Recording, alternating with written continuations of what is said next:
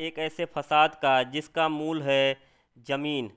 और कितनी ज़मीन, सिर्फ 35 एकड़ का एक प्लॉट, मतलब इतनी विशाल दुनिया का दशमलव से भी कम हिस्सा। लेकिन यह छोटा सा प्लॉट दुनिया में सबसे विवादित जगहों में से एक है, इसीलिए क्योंकि दुनिया के 3 बड़े धर्म इस जगह पर दावा करते हैं। इस कन्फ्लिक्टिंग दावेदारी के चलते बड़े युद्ध हुए, लगातार तनाव बना रहता है। ये मामला यरूशलेम का है। यहाँ पर शहर के पुराने हिस्से में एक पहाड़ी के ऊपर एक आयताकार प्लेटफॉर्म है। इसका क्षेत्रफल है करीब 35 एकड़। इस कंपाउंड को यहूदी पुकारते हैं हर हवाइयत। ये हिब्रू भाषा का एक शब्द है। इस नाम का प्रचलित अंग्रेजी संस्करण है टेम्पल माउंट। और इसी परिसर को मुस्लिम बुलाते हैं हरम अल शरीफ। एक ही जगह के अलग अलग नाम क्यों? इसकी वजह है दोनों धर्मों की मान्यताएं। यहूदी मानते हैं कि इसी जगह पर उनके ईश्वर ने मिट्टी सजोई थी जिससे एडम का सृजन हुआ। एडम मानव का पहला पुरुष जिससे मानव का अस्तित्व इस दुनिया में आई। यहूदियों की एक और मान्यता जुड़ी है टेम्पल माउंट से। इनके एक पैगंबर थे अब्राहम। अब्राहम के 2 बेटे थे इस्माइल और इजाक। एक दफ़ा ईश्वर ने अब्राहम से इनके बेटे इजाक की बलि मांगी। बलि देने के लिए अब्राहम ईश्वर के बताई जगह पर पहुँचे, जहाँ पर अब्राहम इजाक की बलि देने ही वाले थे कि ईश्वर ने एक फरिश्ता भेजा।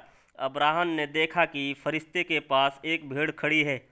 ईश्वर ने अब्राहम के भक्ति और उनके श्रद्धा पर मोहर लगाते हुए इजाक को बख्श दिया और उनकी जगह बलि देने के लिए यहूदियों के पास भेड़ को भेजा। अब बलिदान की यह घटना इसी टेम्पल माउंट पर हुई थी। इसीलिए इजराइल के राजा किंग सोलोमन ने करीब 1000 ईसा पूर्व में यहाँ पर एक भव्य मंदिर बनवाया। यहूदी इसे कहते हैं फर्स्ट टेम्पल।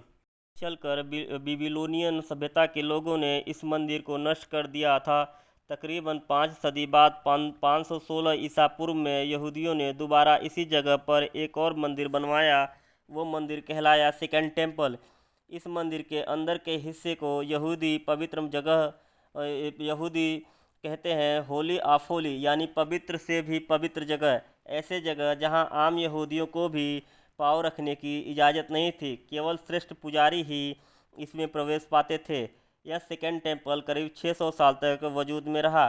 सन 70 में रोमन्स ने इसे भी तोड़ दिया, लेकिन इस मंदिर की एक दीवार आज भी वजूद में है। इसे कहते हैं वेस्टर्न वॉल।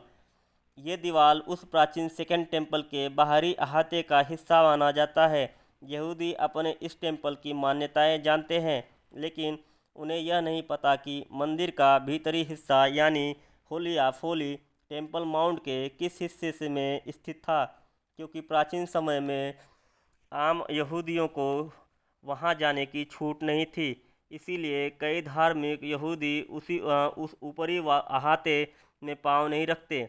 वे वेस्टर्न वॉल के पास ही प्रार्थना करते हैं। ये हुई यहूदियों की मान्यताएं। अब बात करते हैं इस मामले के दूसरे पक्ष यानी मुसलमानों की। मुस्लिमों के मुताबिक इस्लाम के सबसे पवित्र जगहों में पहले नंबर पर है मक्का, दूसरे नंबर पर है मदीना और तीसरे नंबर पर है हरम अल शरीफ यानी यरूशलेम का वो 35 एकड़ अहाता। इसमें इस्लामिक मान्यता का संबंध है कुरान से।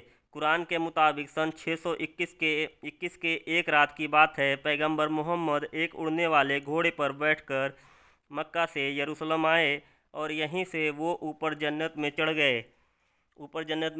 जन्नत में जाने के बाद उन्हें अल्लाह के दिए कुछ आदेश मिले। क्या था इस आदेश में? इसमें बताया गया था कि इस्लाम की मुख्य सिद्धांत क्या हैं। मसलन दिन में 5 बार नमाज पढ़ना।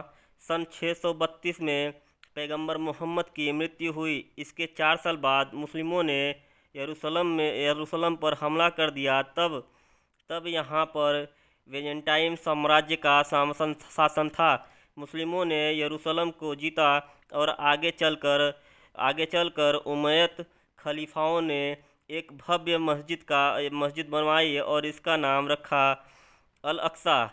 अरबी भाषा में अक्सा का मतलब होता है सबसे ज़्यादा दूर। इसी अल-अक्सा मस्जिद के सामने के तरफ है एक सुनहरे गुंबद वाली इमारत। इसे कहते हैं डोम ऑफ द रॉक।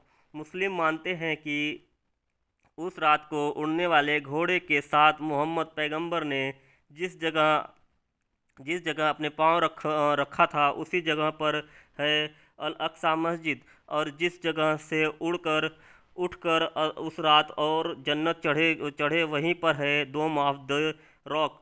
अब ये दोनों इमारतें यरूशलेम में कहाँ है? उसी 35 एकड़ आयताकार कंपाउंड के भीतर है, जिससे यहूदी अपने प्राचीन मंदिरों की लोकेशन मानते हैं। अब आपको इस लोकेशन के वजूद से बने झगड़े को लेकर समझ आ गई होगी।